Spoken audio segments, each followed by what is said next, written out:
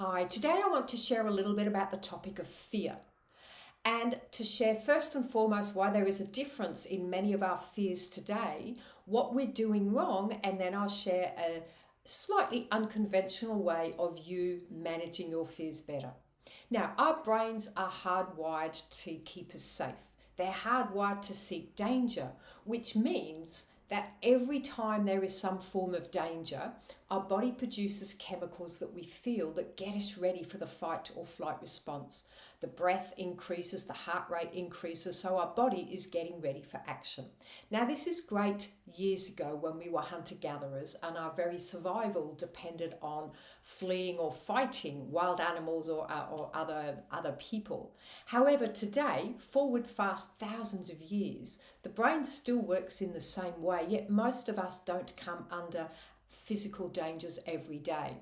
So many of our fears today are not real fears that are going to threaten our absolute physical safety and survival. Yet our body responds exactly the same if it's a perceived danger or real danger.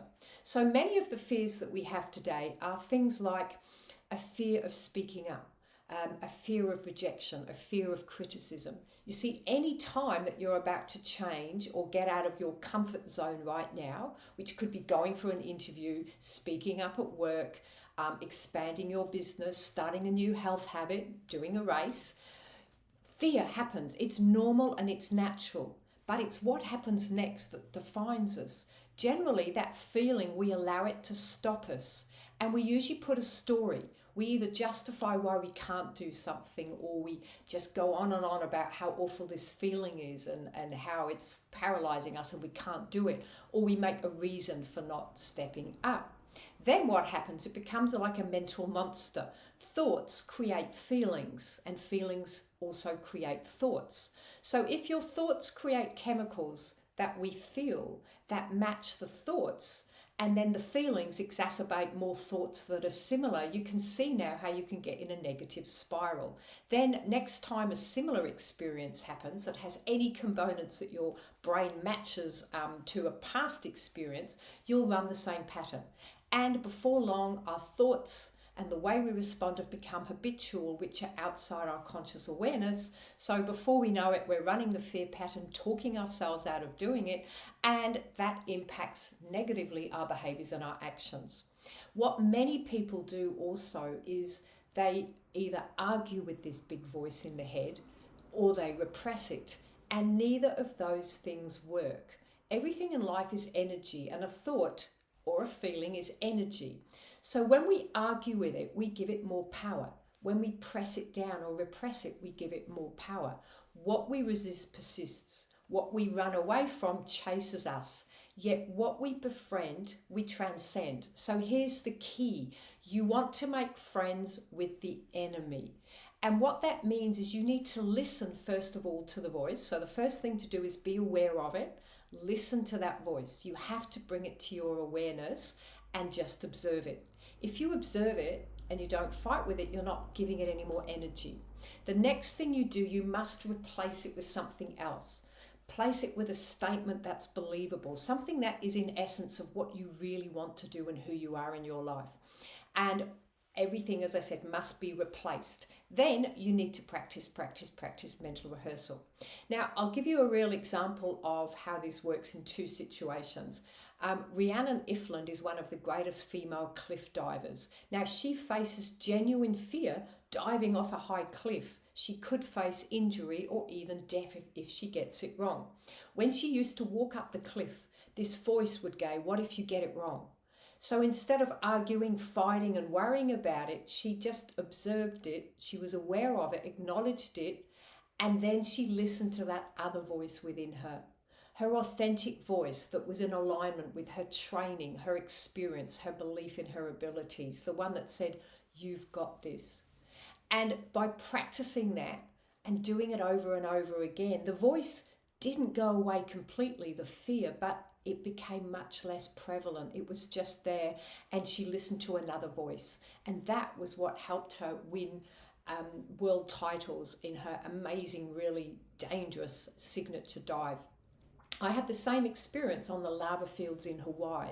I was being battered by the wind on my bike. I was having doubts. I didn't think that I would be able to finish the race because I'd been really sick. I was blown almost to a standstill, and the wind is one of the biggest factors, that is the biggest challenge in this race. And it's talked about all over everywhere in the world when you think of the Hawaiian Ironman, the winds, the crosswinds that can blow you off your bike.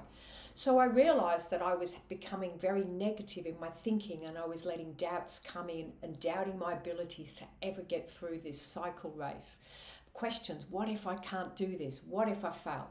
Suddenly I had a moment and I realized I needed to change my story and make friends with the enemy. So I changed my story to the wind is my friend.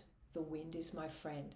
I repeated over and over and over again that mantra, and suddenly it was as if the wind stopped being so powerful and strong. I started to pedal faster, and with that I felt that I was making progress.